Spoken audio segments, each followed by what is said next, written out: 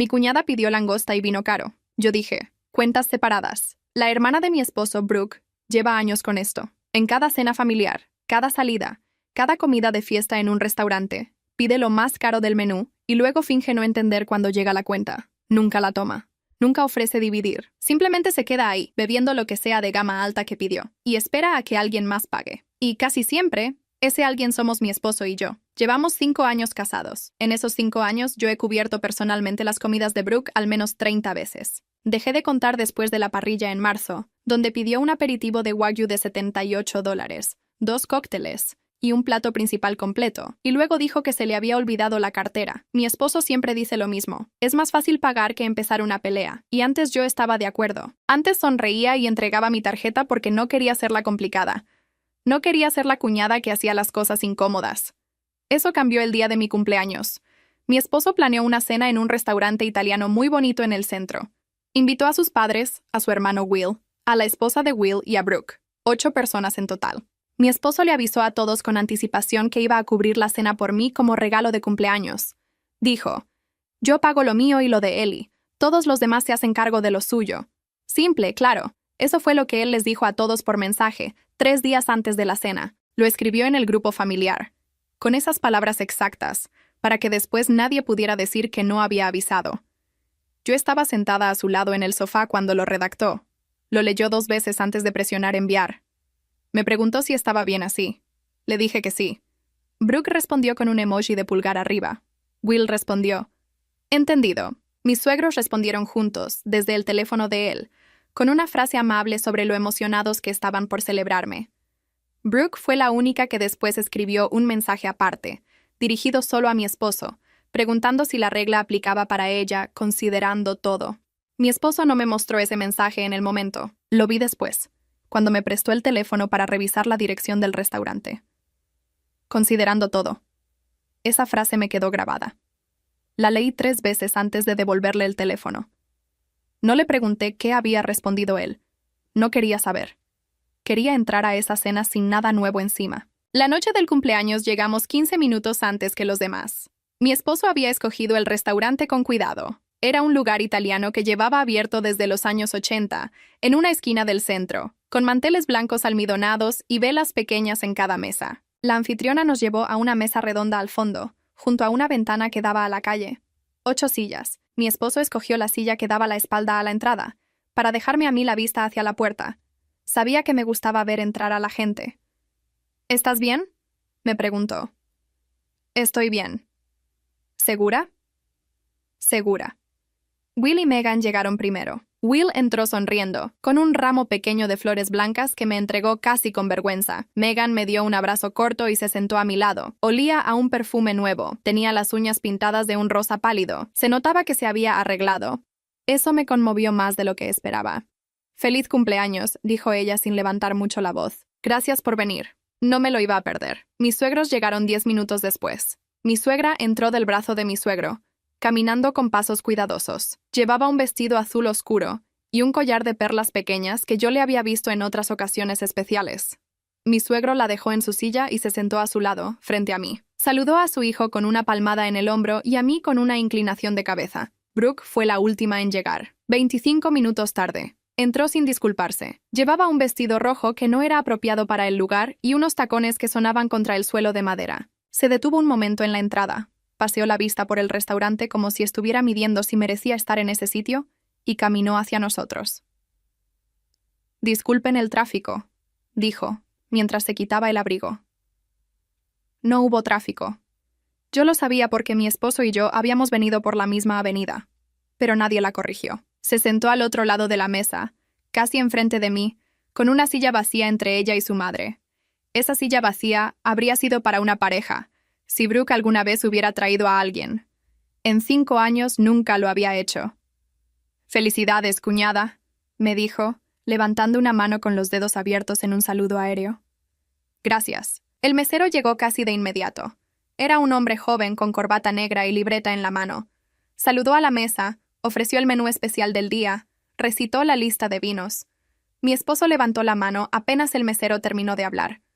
«Disculpe», le dijo en un tono claro pero suave. «Antes de empezar, Quiero mencionar que esta noche cada persona pagará lo suyo, excepto mi esposa y yo, que vamos juntos. Si pudiera traer las cuentas separadas al final, se lo agradecería. El mesero asintió, escribió algo en su libreta y dijo que por supuesto. Brooke escuchó. No dijo nada en ese momento. Solo abrió su menú con un gesto seco y empezó a recorrerlo con el dedo. La vi pasar la página principal. La vi detenerse en la sección de mariscos. La vi pasar el dedo por encima de los precios sin leerlos, como si los precios fueran un detalle decorativo del papel. El mesero empezó a tomar los pedidos por orden, comenzando por mi suegra. Ella pidió una sopa de tomate y un plato de pasta sin salsa, lo de siempre, lo más barato del menú. Mi suegro pidió un pescado del día y agua mineral. Will eligió una pasta con pollo y una copa de vino tinto de la casa. Megan dudó entre 2 ensaladas y al final pidió la más sencilla. Mi esposo pidió por los 2. Cuando le llegó el turno a Brooke, ella levantó la vista del menú y miró al mesero con una sonrisa amplia. Yo voy a empezar con el aperitivo de calamares fritos, dijo. Después, la langosta marina con mantequilla trufada. Y para tomar, una botella de ese Cabernet que mencionó al inicio. La de la cosecha del 2018. El mesero anotó. Yo conté en silencio. Calamares, $22. Langosta, 89. Botella, 120. Más de $250 en una sola persona. Mi esposo me miró brevemente. Yo no le devolví la mirada. Mantuve los ojos en mi propia copa de agua, observando cómo el limón flotaba entre los cubos de hielo. Sentí que algo dentro de mí se acomodaba en su sitio, despacio, sin hacer ruido. ¿Compartimos el vino?, le preguntó Brooke a la mesa, levantando la copa vacía. Es una botella muy buena. Nadie respondió. Will miró a su esposa. Megan miró su pan. Mi suegra cerró los ojos un segundo y los volvió a abrir. Mi suegro se concentró en doblar su servilleta sobre el regazo. Mi esposo posó la mano sobre la mía por encima de la mesa, sin disimular esta vez, y la dejó ahí. Yo no, gracias, dije. Brooke no me había preguntado a mí, pero respondí igual.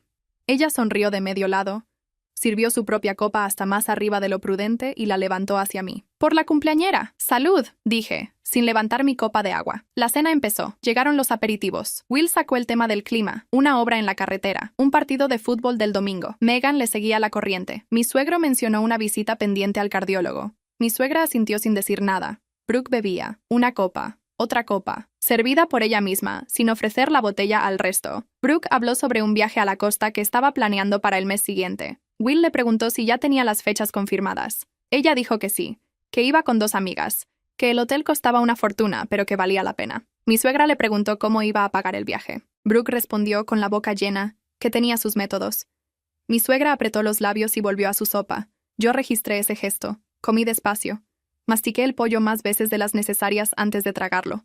No por hambre, por contención. Sabía que si dejaba que el cuerpo se relajara, aunque fuera un segundo, las manos me iban a temblar. Cuando llegaron los platos principales, la langosta de Brooke fue traída en una bandeja con su propio servicio, partida en 2 mitades, decorada con limón y perejil. Brooke la recibió con un pequeño aplauso de placer.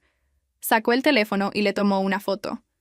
Le dio la vuelta al plato para que la luz cayera mejor sobre la cáscara roja y le tomó otra. Subió las 2 fotos a su perfil mientras todos esperábamos para empezar a comer. Nadie le pidió que guardara el teléfono. A los postres, mi esposo pidió un tiramisú con una vela para que me lo trajeran. Mi suegra cantó por lo bajo el feliz cumpleaños cuando llegó el platito con la llama encendida. Will levantó su copa en un brindis. Brooke aplaudió 3 veces. Despacio, con los labios apretados. Soplé la vela. Pedí un deseo. No fue un deseo de los que se piden en los cumpleaños. Pedí entender, antes de que terminara el año, por qué Brooke seguía sentándose en estas mesas como si tuviera derecho. Y pedí también paciencia para descubrirlo sin hacer ruido. Cuando llegó la cuenta, el mesero la trajo en 5 carpetas separadas. La de Brooke estaba en la cima del pequeño montón. La colocó frente a ella sin palabras y se retiró un paso, esperando. Brooke abrió la carpeta. La cerró. La volvió a abrir.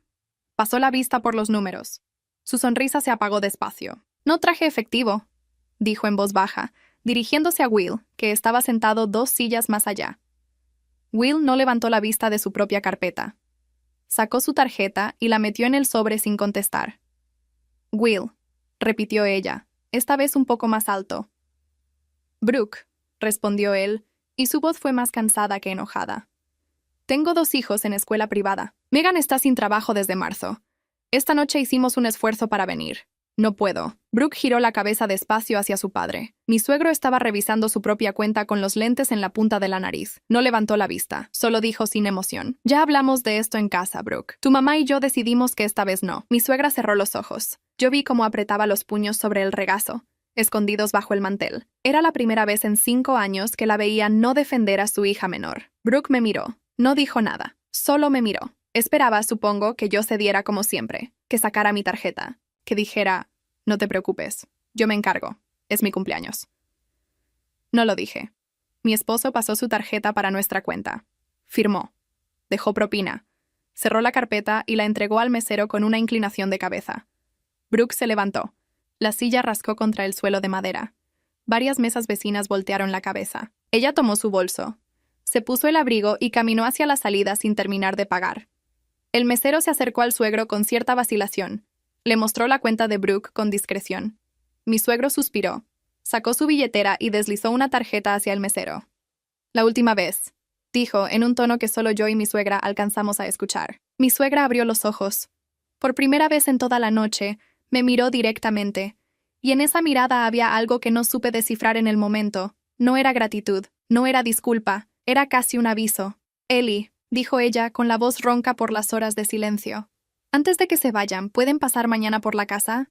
Necesito hablar contigo. ¿Conmigo sola? Contigo sola. Mi esposo me miró. Yo asentí. A las 11 de la mañana está bien, dije. Salimos del restaurante en grupos pequeños y separados. Will y Megan tomaron su carro hacia el norte. Mis suegros caminaron despacio hacia el suyo, sin tomarse de la mano como hacían siempre. Brooke ya no estaba en el estacionamiento. Mi esposo me abrió la puerta del carro. Antes de cerrarla, se inclinó y me besó la frente. «Feliz cumpleaños», me dijo. «Gracias». Manejó en silencio durante los primeros 5 minutos. Yo miraba por la ventana. «¿Estás bien?», preguntó él al llegar al primer semáforo en rojo. «Estoy pensando». «¿En lo de Brooke?» «No exactamente». «¿En qué?» «En tu mamá. ¿Tu mamá te ha hablado alguna vez de una tía Elena?» Él frunció el ceño. El semáforo cambió a verde y él tardó un segundo en arrancar. «Tía Elena, la hermana mayor de mi mamá, murió cuando yo tenía como 16 años. ¿Por qué?» «Por nada. Algo que escuché esta noche». «¿Qué escuchaste? Mañana te cuento. Quiero hablar primero con tu mamá». Él no insistió, pero sí había escuchado algo. Justo cuando salíamos, mientras mi suegra caminaba detrás de mí hacia la puerta, ella había murmurado una frase para sí misma. Una frase que probablemente creía que nadie había alcanzado a oír. Los papeles de Elena nunca debieron quedar en manos de Brooke. Eso fue lo que dijo. Eso fue lo que yo escuché. Y eso fue lo que decidí en silencio. Mientras mi esposo manejaba hacia nuestra casa, que iba a entender antes de que terminara la semana. No por venganza, no por curiosidad, por instinto. Llegué a la casa de mis suegros a las 11 en punto. Mi esposo se ofreció a venir conmigo hasta la puerta, pero le dije que no. Él se quedó esperando en una cafetería a 3 calles, con su laptop y un café americano. Quedamos en que lo llamaba cuando terminara. Mi suegra abrió la puerta antes de que yo tocara. Llevaba una bata de casa color crema y el pelo recogido. Sin maquillaje se le notaba más la edad. Tenía los ojos un poco hinchados. «Pasa, mija, pasa». Era la primera vez en 5 años que me llamaba mija. La cocina olía a café recién hecho. Sobre la mesa había 2 tazas, un plato con pan dulce y una servilleta doblada. Me senté donde ella me indicó. Mi suegro no estaba en la casa. Me dijo que había ido al hospital para su examen del corazón y que volvía hasta la tarde. «Bien», dije yo. Ella sirvió el café. Las manos le temblaban un poco. Derramó una gota en el platillo y la limpió con la servilleta, sin disculparse, como si esos pequeños descuidos ya no importaran a esta altura. Elena era mi hermana mayor. Empezó sin mirarme. Murió hace 19 años. Cáncer de páncreas. Fue rápido. Sí, Elena no tuvo hijos. Estaba casada con un hombre que también murió.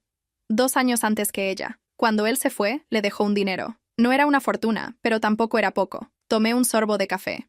No interrumpí. Elena hizo un fideicomiso antes de morir. Lo dejó para los 3 sobrinos. Para mi hijo mayor, para tu esposo y para Brooke. 3 partes iguales. Para que lo recibieran cuando cada uno cumpliera 35 años. O antes, si la familia decidía que era necesario. Yo bajé la taza despacio. Mi esposo había cumplido 37 el año pasado. Will tenía 40. Brooke tenía 32. ¿Mis cuñados ya recibieron su parte?, pregunté. Ella negó con la cabeza. Nadie ha recibido nada. Y ese es el problema. Se quedó callada un momento, mirando su taza. Luego siguió. Elena me pidió que yo fuera la administradora. Yo dije que no. Le dije que no era buena con números, que tu suegro tampoco quería involucrarse. Elena entendió. Buscó a otra persona para que llevara los papeles. ¿Quién? Brooke. Aquí mi suegra levantó la vista. Por primera vez en toda la conversación, me miró directamente. Brooke tenía 13 años cuando Helena la nombró administradora suplente, con la idea de que cuando cumpliera la mayoría de edad asumiera el papel completo. Helena la quería mucho. Decía que Brooke era la más lista de los 3 sobrinos, que iba a ir a la universidad, a estudiar finanzas, a manejar el dinero con cuidado. Pero Brooke nunca estudió finanzas. No. Brooke estudió 1 año de comunicación y dejó la universidad. ¿Ya tienes idea de por qué te estoy contando esto? Sí, tenía idea. ¿Cuánto dinero hay en ese fideicomiso? Pregunté. Cuando Helena murió, eran $300,000, repartidos en 3 partes, 100,000 para cada uno. Eso era hace 19 años. Con intereses, hoy debería ser bastante más. ¿Y nadie ha pedido cuentas? Nadie las ha pedido formalmente. Mi hijo mayor preguntó hace años. Brooke le dijo que el dinero estaba ahí, que se estaba acumulando, que no se preocupara. Le mostró un papel con números. Will confió. Tu esposo nunca preguntó porque ni siquiera sabía que existía. ¿Mi esposo no sabe? No. Elena murió cuando él tenía 18 años.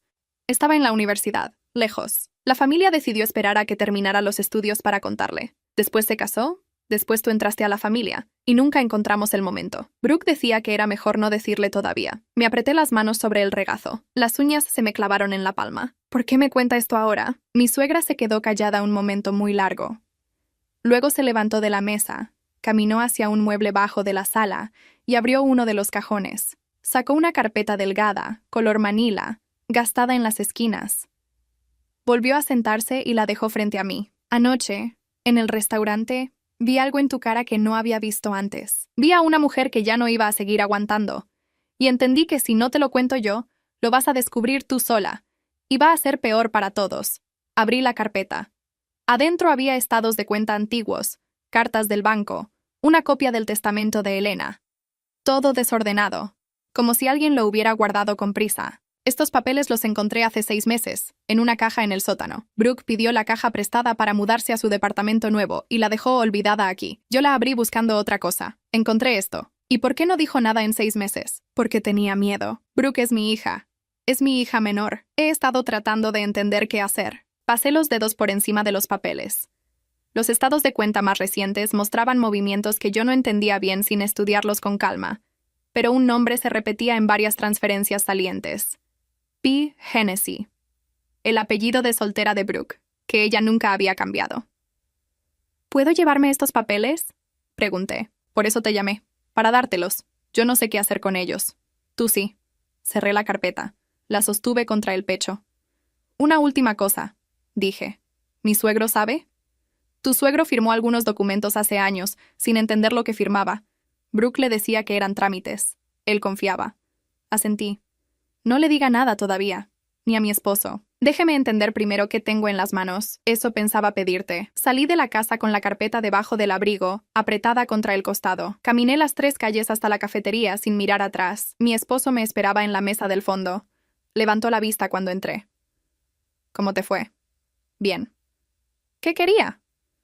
Hablar de cosas viejas. Nada urgente. Él me miró un segundo más de lo necesario, pero no preguntó más. Cerró la laptop y pidió la cuenta. En el carro, de regreso a casa, sentí la carpeta dentro del abrigo apretada contra mi cuerpo. Sentí también, por primera vez en 5 años, que tenía algo que no le pertenecía a nadie más sino a mí. Una decisión. Esa noche, después de que mi esposo se quedó dormido, abrí la carpeta sobre la mesa de la cocina.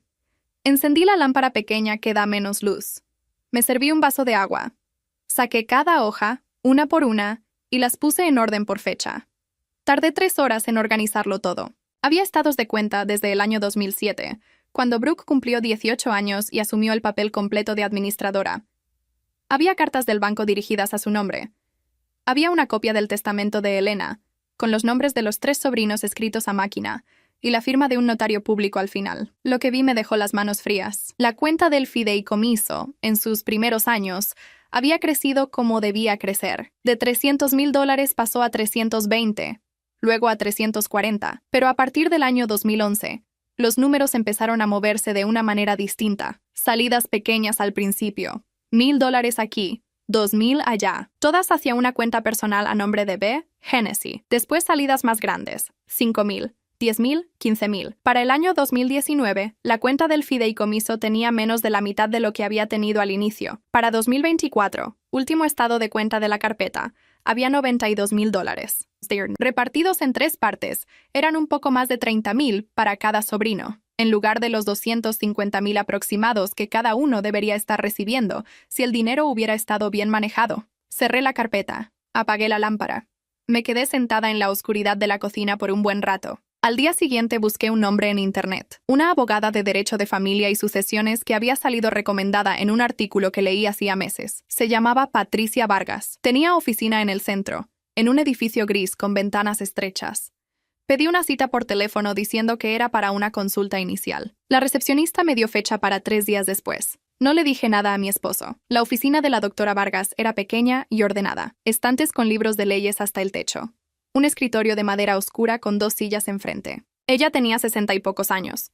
El pelo gris recogido en un moño bajo y unos lentes que se quitaba para mirarme y se ponía para leer. Cuénteme, le conté todo, sin omitir detalles. La cena del cumpleaños, la conversación con mi suegra, la carpeta, los estados de cuenta.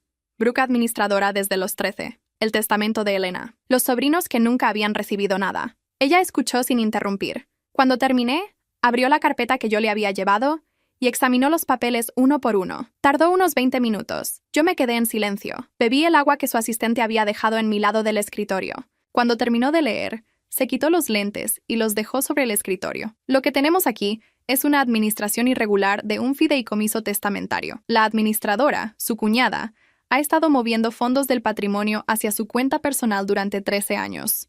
No ha rendido cuentas formales a los beneficiarios. Y los beneficiarios, hasta donde usted sabe, no han exigido esa rendición. ¿Qué se puede hacer? Lo primero es solicitar una auditoría formal. Como esposa de uno de los beneficiarios, usted no tiene legitimación directa para pedirla. La tiene que pedir su esposo o el otro beneficiario, su cuñado mayor. Mi esposo no sabe nada. Entonces hay que decírselo. Me quedé callada. Doctora, necesito hacerle una pregunta antes. Si pedimos esa auditoría, ¿qué le pasa a Brooke? Ella se acomodó en la silla. Depende de lo que la auditoría revele. Si revela mala administración por negligencia, se le puede pedir la devolución de los fondos faltantes y removerla de su cargo. Si revela apropiación intencional, podría haber un proceso civil por restitución y, en casos extremos, un proceso penal. Pero los procesos penales en estos casos son largos, costosos, y los beneficiarios rara vez los inician contra un familiar. ¿Qué recomienda usted? La auditoría primero. Sin auditoría no hay caso. Con auditoría, los beneficiarios deciden hasta dónde quieren llegar. La mayoría de las familias en su situación prefieren llegar a un acuerdo privado. La administradora devuelve lo que pueda. Se le remueve del cargo. Los beneficiarios reciben lo que queda. Sin escándalo, sin tribunales. Eso es lo que yo quiero. Bien, entonces el primer paso es su esposo. Hábleselo. Si él autoriza, yo redacto la solicitud formal de auditoría y se la envío al banco que tiene la cuenta del fideicomiso. El banco está obligado a entregar registros completos. A partir de ahí trabajamos. ¿Cuánto cuesta esto? $2,000 por la solicitud y revisión inicial de los registros bancarios. Si el caso avanza a negociación con la administradora, otros $3,000. Si va a tribunales, hablamos de cifras mayores. Saqué la chequera del bolso y le firmé un cheque por $2,000 ahí mismo. Mi esposo y yo teníamos una cuenta conjunta de ahorros de la que él no revisaba los movimientos. Lo iba a notar después. Para entonces ya iba a estar enterado de todo. Una cosa más, doctora. Diga, mi suegro firmó algunos documentos hace años sin entender lo que firmaba. ¿Eso lo afecta a él? Ella volvió a ponerse los lentes y revisó 2 hojas de la carpeta que tenían firmas al pie. Estas son autorizaciones genéricas. No comprometen patrimonio personal de su suegro. Solo autorizan a su hija a actuar en nombre de ciertos trámites bancarios. Su suegro no está en riesgo legal. Bien, salí de la oficina con una copia del recibo en el bolso. Caminé hasta el carro despacio. Antes de arrancar, me quedé un momento con las manos sobre el volante. Esa noche, durante la cena, mi esposo me sirvió una copa de vino y me preguntó si había estado más callada los últimos días. Le dije que sí. ¿Qué pasa? Después de la cena hablamos. Tengo que contarte algo de tu familia. Él bajó el tenedor. No insistió en que se lo dijera ya. Esperó. Cuando terminamos de comer, lavé los platos. Me senté en el sofá. Le pedí que se sentara enfrente, no al lado. Quería verle la cara mientras hablaba, y empecé. Empecé por el principio. Le conté de la frase que su mamá había murmurado al salir del restaurante. Le conté de la cita a las 11 de la mañana. Le conté de la tía Elena, del fideicomiso, de Brooke administradora desde los 13 años. Le mostré la carpeta. Le puse los estados de cuenta sobre la mesa de centro, en orden, como yo los había estudiado. Mi esposo no me interrumpió ni una vez. Tomó cada hoja, la miró, la pasó a la siguiente. Cuando terminó, se quedó con las manos sobre el regazo y los ojos en la pared. ¿Cuánto tiempo llevas con esto sola?, preguntó. 4 días. ¿Por qué no me lo dijiste antes? Porque tu mamá me pidió que entendiera primero qué tenía, y porque no quería que reaccionaras sin información. Él asintió. Despacio. No estaba enojado conmigo. Eso lo noté. ¿Fuiste a una abogada? Sí. ¿Sin consultarme? Sí. Se levantó del sofá. Caminó hasta la ventana. Se quedó ahí un rato largo, con las manos en los bolsillos. Cuando se dio la vuelta, tenía los ojos rojos pero secos. Will tiene que saber, dijo. Sí. Yo le hablo. Esta semana. Bien. Se sentó otra vez. Esta vez al lado mío. Me tomó la mano. Gracias. ¿Por qué? Por no decirme, tu hermana es una ladrona. Por dejarme leer los papeles solo. Por dejarme llegar yo a la conclusión. No le respondí. Le apreté la mano y nos quedamos así un rato. 3 días después, mi esposo se reunió con Will en una cafetería. Yo no fui. Él volvió a la casa al final de la tarde. Se quitó el saco, se sirvió un vaso de agua y se sentó en la cocina. Will lloró. Me dijo. Lloró durante 15 minutos seguidos. Después dijo que él siempre supo. ¿Que siempre supo qué? Que algo no cuadraba. Hace 6 años Brooke le mostró un papel con números cuando él preguntó por el dinero. Will dijo que el papel se veía hecho a la carrera. Pero Brooke es su hermana menor. Confió. ¿Va a firmar la solicitud de auditoría? Ya la firmó. Me la dio antes de irnos de la cafetería. La doctora Vargas la puede mandar mañana. Le pasé el documento por correo electrónico esa misma noche. La doctora Vargas me confirmó al día siguiente que el banco había recibido la solicitud y que tenía un plazo legal de 15 días hábiles para entregar los registros completos. A los 4 días empezaron las llamadas. Brooke llamó primero a mi esposo. A las 9 de la noche, sin previo aviso. Él estaba viendo televisión conmigo. Miró el teléfono, miró la pantalla, dejó que la llamada cayera al buzón. Volvió a sonar. La dejó caer otra vez. La tercera vez contestó. Brooke. Yo no escuchaba la voz del otro lado, solo la de mi esposo. Estaba calmado. No levantó el tono ni una sola vez. Sí, sé del fideicomiso. Pausa. Mamá no me dijo nada. Me enteré por otro lado. Pausa larga. Brooke, tú eres la administradora. Si los números están en orden, la auditoría no tiene por qué preocuparte. Pausa. No la voy a cancelar. Pausa. Yo tampoco quiero pelear, pero tengo derecho a saber qué pasó con mi parte y la de Will. Llevamos 19 años sin información. Eso ya no va a seguir. Pausa.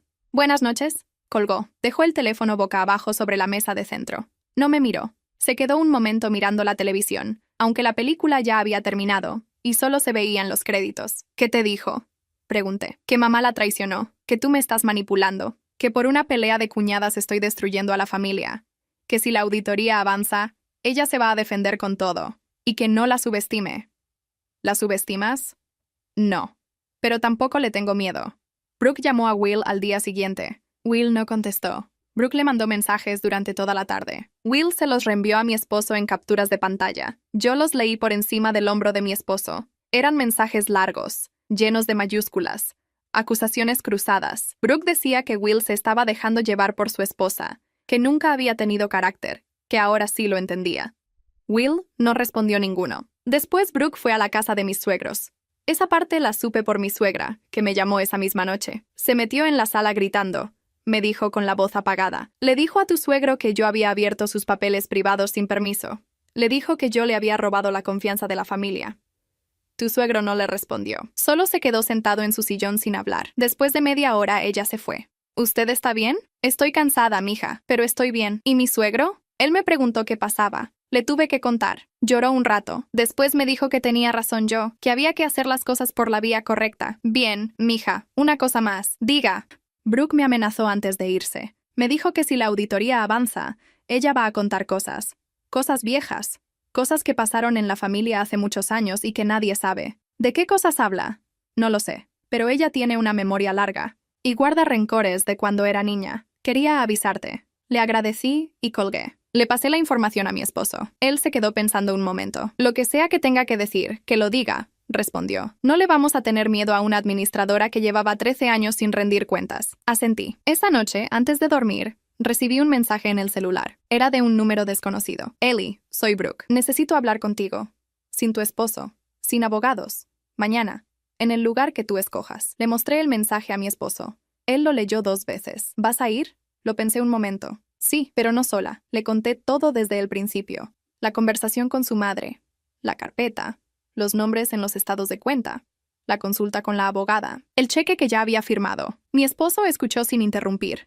Tenía las manos cruzadas sobre el regazo y los ojos fijos en un punto de la alfombra. Cuando terminé, no dijo nada por un rato largo.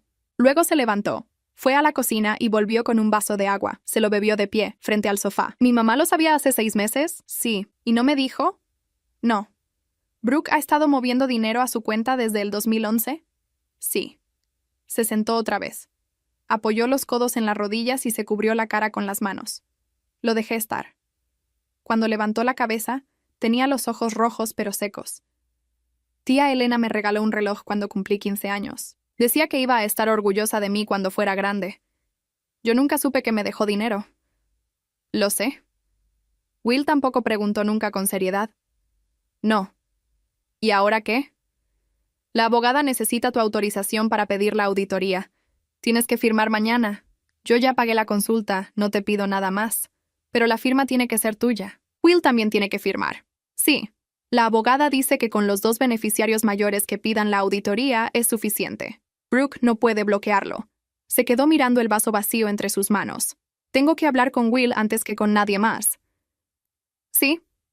¿Tú vienes conmigo? Si quieres que vaya, voy.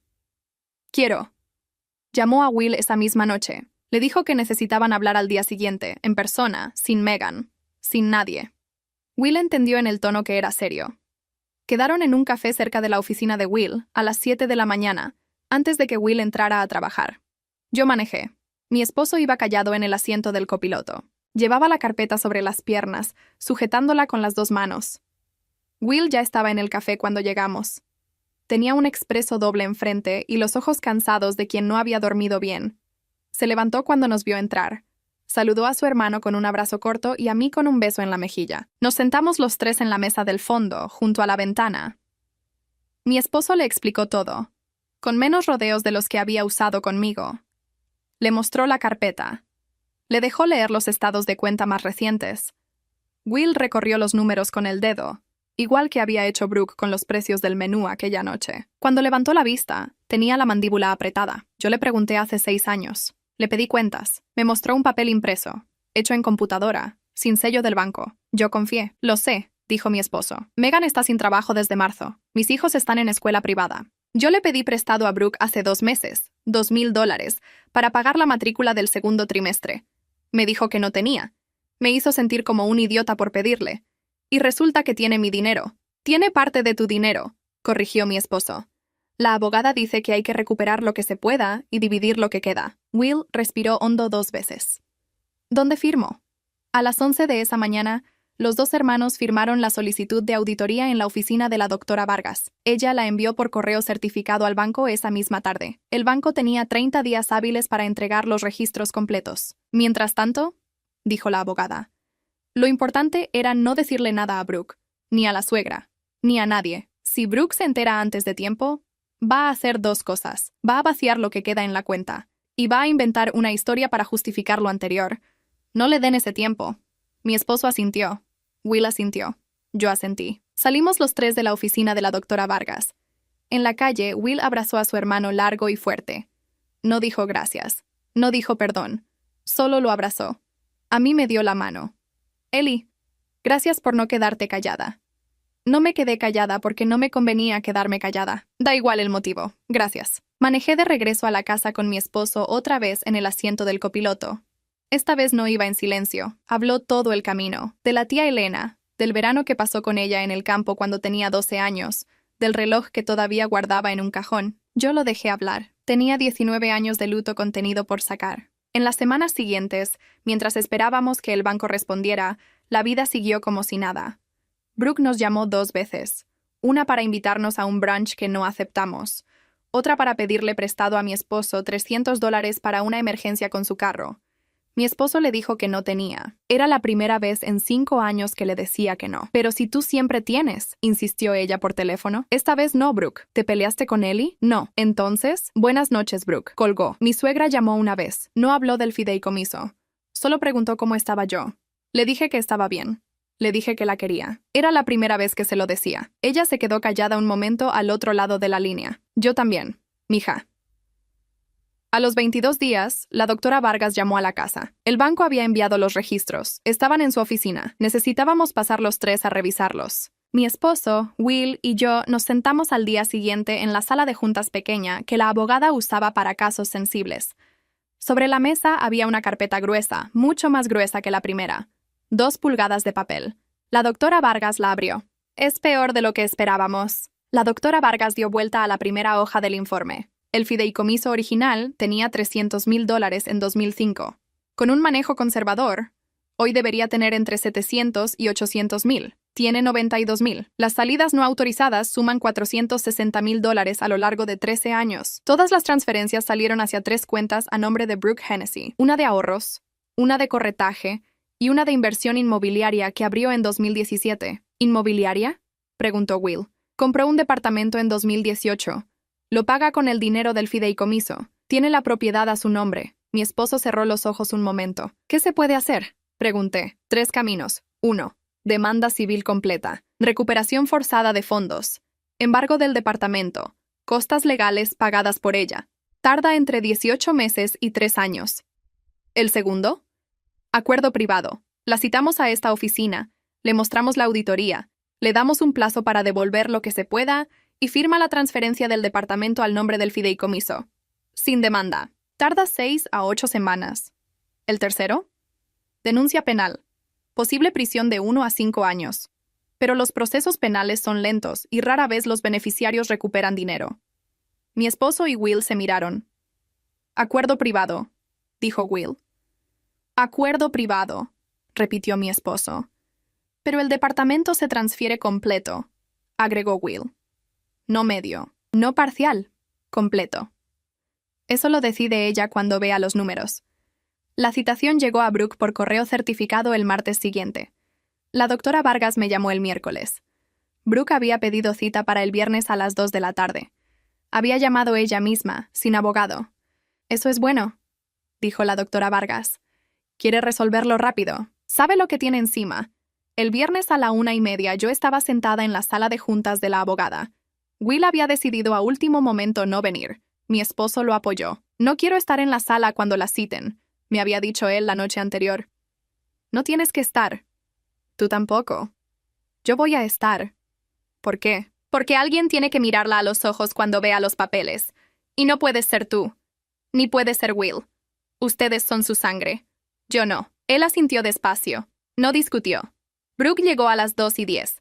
Llevaba el mismo vestido rojo del cumpleaños, o uno parecido. Cuando entró a la sala y me vio sentada al lado de la abogada, se detuvo en seco. ¿Qué hace ella aquí? Siéntese, señorita Hennessy, dijo la doctora Vargas, sin levantar la voz. Brooke se sentó, cruzó las piernas, cruzó los brazos. La doctora Vargas abrió la carpeta y la giró hacia ella. Empezó a explicar los números, hoja por hoja, las salidas, las cuentas a nombre de Brooke, el departamento de 2018, el total de $460,000. Brooke escuchó sin interrumpir. La cara se le fue poniendo blanca despacio. A los 10 minutos tenía las 2 manos sobre la mesa, con los dedos abiertos, como si estuviera tratando de sostenerse en algo. Cuando la abogada terminó, hubo un silencio. Helena confió en mí, dijo Brooke, con la voz más baja de lo que yo le había escuchado nunca. Me nombró a mí, no a mi mamá. No a mi papá, a mí. Y usted la traicionó, dijo la doctora Vargas. No fue así. Cuéntenos cómo fue. Brooke abrió la boca, la cerró, encontró mis ojos por un segundo. No tienen que hacer esto, dijo dirigiéndose a mí. Podemos arreglarlo en familia. Sin papeles. Yo les devuelvo poco a poco. Brooke, has tenido 13 años para devolverlo poco a poco. Ellie, por favor, no es a mí a quien le robaste. Es a tu hermano. Es a tu otro hermano. Ellos firmaron la auditoría. Yo solo encontré los papeles. Mi mamá te los dio. Sí. Algo cambió en su cara cuando dije eso. Algo se cerró. La doctora Vargas le pasó una hoja con las opciones. Brooke la leyó.